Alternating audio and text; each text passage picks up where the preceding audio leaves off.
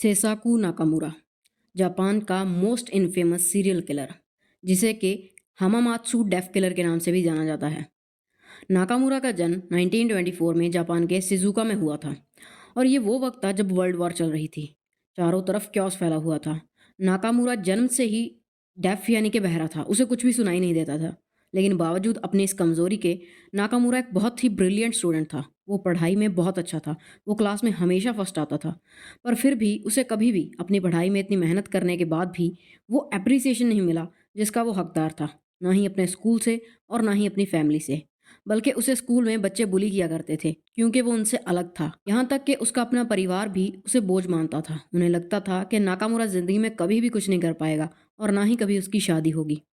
अपने आसपास के लोगों से कभी भी उसे प्यार नहीं मिला, हमेशा उसे नीचा ही दिखाया गया। और ये सारी बातें कहीं ना कहीं उसके मन में घर करने लगी थी।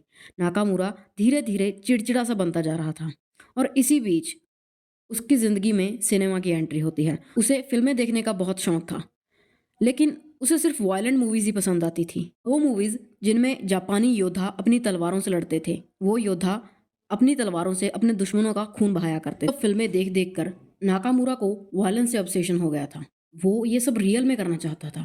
उसके मन में जिज्ञासा थी कि अगर ऐसा रियल में किया जाए तो कितना अच्छा लगेगा। और वो ये सब उन लोगों पर ट्राई करना चाहता था जो हमेशा से उसके बहरे होने की वजह से उस पर हंसते आए थे, उसका मजाक बनाते आए थे। उसके लिए ये हथियार एक सेंस ऑफ पावर थी जिससे वो दूसरों को कंट्रोल कर सकता था। और आखिरकार 22 अप्रैल 1938 को उसकी इसी सोच ने हकीकत का रूप ले लिया। होता यह है कि उसे दो लड़कियां दिखाई देती हैं जो कि अकेली थी और ये मौका देखकर वो उन पे रेप अटेम्प्ट कर देता है। लेकिन वो लड़कियां उस पे हावी होने लगती हैं और जब उसे लगता है कि उसकी बात नहीं बनेगी, वो अपना चाकू निकालता है और उन दोनों की गला रेत कर हत्या कर देता है। इसके बाद वो उस जगह से फरार हो जाता है और इस टाइम पर उसकी उम्र थी सिर्फ 14 साल। उसके मन में कहीं ना कहीं पुलिस का डर था कि कहीं पुलिस उसे पकड़ ना ले, इसीलिए वो अंडरग्राउंड होकर रहने लगा। लेकिन 18 अगस्त 1941 को नाकामुरा एक और घटना को अंजाम देता है। एक बार फिर से उसे दो लड़कियां दिखाई देती हैं और उन्हें देखकर वो उन पे हमला कर देता है अपने चाकू से। वो बहुत ही बेरहमी से एक के बाद एक उन पर चाकू के वार करता है।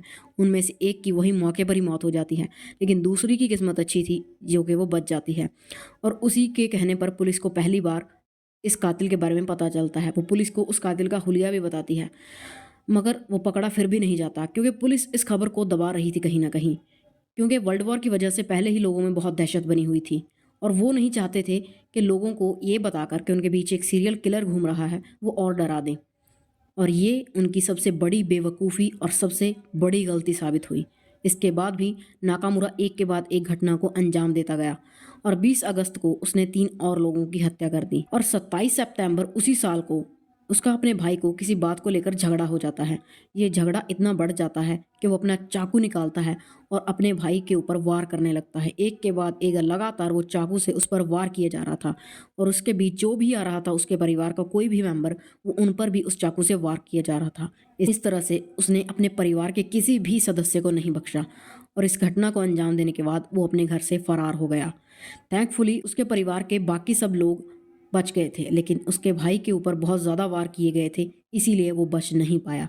लेकिन इतना सब हो जाने के बाद भी उसका परिवार पुलिस के सामने एक शब्द बोलने को भी तैयार नहीं था क्योंकि उन्हें कहीं ना कहीं ये डर था कि अगर उन्होंने नाकामुरा के बारे में पुलिस को बताया तो वो बदला लेने ज़रूर आएगा। लेकिन पुलिस को भी ये पता चल चुका था कि एक के बाद एक ये जो घटनाओं का अंजाम दिया जा रहा है ये कहीं ना कहीं ये नाकामुरा ही है और उन्होंने नाकामुरा की खोज चालू कर दी थी। लेकिन नाकामुरा अभी भी उनसे 2 कदम आगे चल रहा था और वो पहले से ज़्यादा खतरनाक हो चुका था। दिन आता है 30 अगस्त 1942 का। इस दिन वो एक घर में घुसता है। वहाँ एक पति पत्नी रहते थे। वो उस घर में रहने वाली औरत पर रेप अटेम्प्ट करता, लेकिन उसका पति भी वहीं उसी घर में मौजूद था। और जब वो अपनी पत्नी की चीखें सुन के वहाँ आता है तो वो नाकामुरा का विरोध करता है। गुस्से में आकर नाकामुरा उन दोनों का ही बड़ी बेरहमी से कत्ल कर देता है। इसके बाद वो उनके छोटे छोटे मासूम बच्चों को भी नहीं बख्शता। वो एक के बाद एक उनके दोनों बच्चों को मौत के घाट उतार देता है, लेकिन वो उनकी सबसे छोटी बेटी को कुछ नहीं कहता और उसे वहीं छोड़कर चला जाता है। और बाद में यही छोटी बच्ची ही उसके खिलाफ स्टेटमेंट देती है पुलिस में और पुलिस नाकामुरा को पकड़ने के लिए अपना सर्च ऑपरेशन और भी बढ़ा देती है। और आखिरकार 12 अक्टूबर 1942 को नाकामुरा को अरेस्ट कर लिया जाता है और उसके खिलाफ 9 लोगों की हत्या का मुकदमा चलाया जाता है और ये 9 लोग वो थे जिनका कत्ल उसने 18 साल का होने का बाद किया था। जो कत्ल उसने 18 साल से पहले किए थे उनके लिए उस पर कोई मुकदमा नहीं चलाया जाता और आखिरकार कोर्ट नाकामुरा को मौत की सज़ा सुनाती है और इस तरह से जापान के सबसे ख़तरनाक सीरियल किलर का दी एंड हो जाता है। तो ये थी आज की कहानी। उम्मीद है आपको पसंद आई होगी। वीडियो को लाइक और कमेंट करके ज़रूर बताइएगा। फिर मिलेंगे।